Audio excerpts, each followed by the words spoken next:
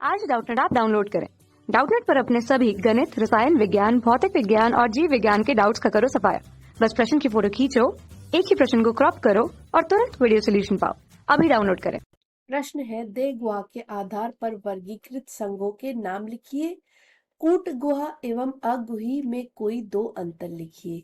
तो चलिए सबसे पहले जानते हैं कि ये देह गुहा क्या होती है। तो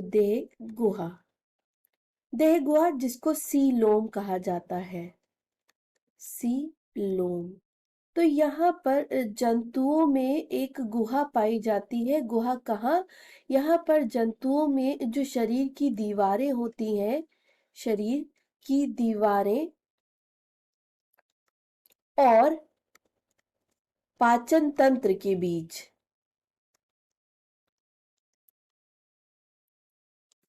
के बीच जो गुहा उपस्थित होती है उसे हम कहते हैं क्या? उसे हम कहते हैं देह गुहा। तो जब शरीर की दीवारों तथा पाचन तंत्र के बीच एक गुहा उपस्थित हो तो उस गुहा को कहा जाता है देह गुहा या सीलोम कहा जाता है। अब ये जो सीलोम है इसके आधार पर वर्गीकृत किया जाता है जंतुओं को तीन वर्गों में मुख्यतः। पहले है वो जंतु जिनमें सीलोम अनुपस्थित होती है, इनको कहते हैं असीलोमेट। तो असीलोमेट वह जंतु होते हैं जिनमें देह गुहा अनुपस्थित होती है।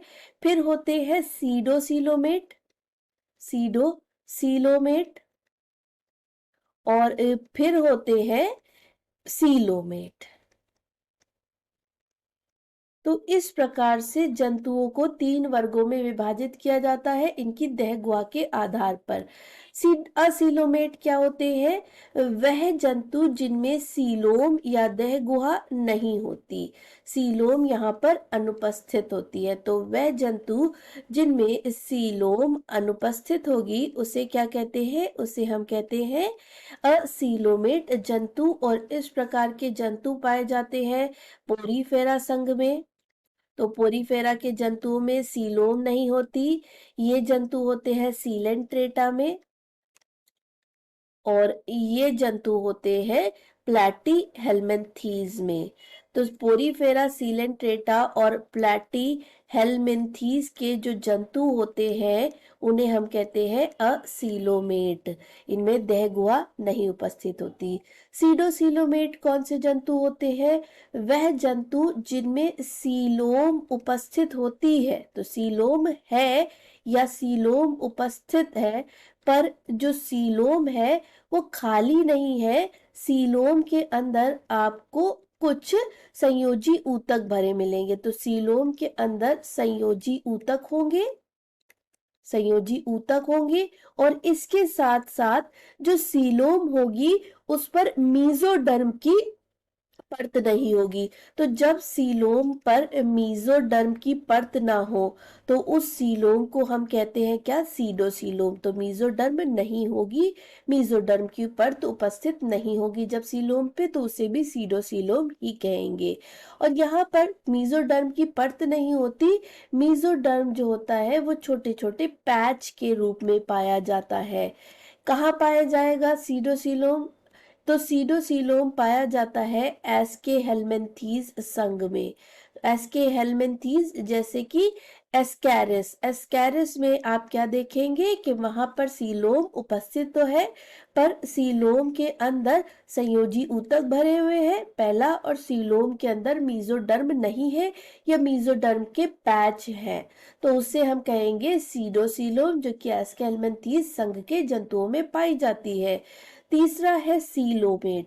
तो वह जंतु जिनमें सीलोम है, पहली बात सीलोम उपस्थित है, और दूसरा ये जो सीलोम है इस सीलोम पर क्या है? इस सीलोम पर मीजोडर्म है। तो मीजोडर्म से पूरा लाइन होता है सीलोम, मीजोडर्म की परत होती है। कहाँ पर? मीजोडर्म की परत होती है सीलोम पर। तो जब सीलोम पर मीजोडर्म की परत पाई जाए तो उसे हम कहते हैं सीलोम या सच्ची सीलोम।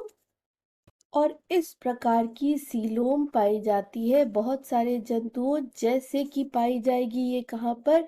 ये पाई जाएगी एनालीडा में, एनालिडा में ये पाई जाती है।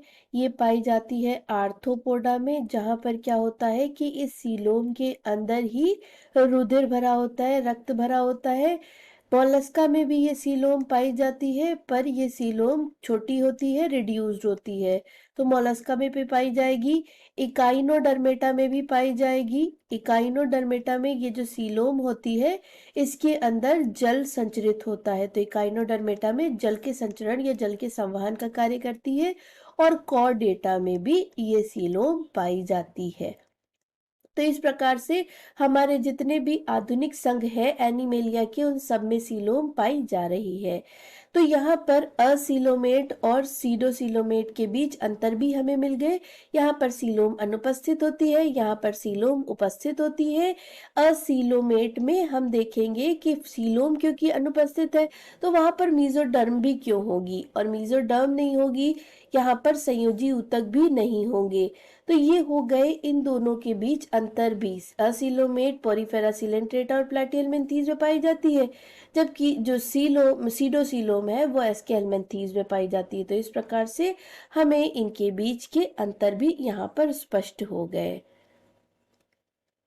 तो ये हो गया अंतर असीलोमेट और सीडोसीलोमेट के बीच, और ये हो गया सीलोम के आधार पर जंतुओं का वर्गीकरण। आशा करते हैं आपको प्रश्न का उत्तर मिल गया होगा। धन्यवाद। कक्षा 6 से 12वीं से लेकर नीट, IIT, JEE वो एडवांस के लेवल तक 1 करोड़ से ज्यादा छात्रों का भरोसा। आज ही डाउनलोड करें डाउटनेट ऐप या व्हाट्सएप करें अपने सारे डाउट्स 8400 400 400 पर।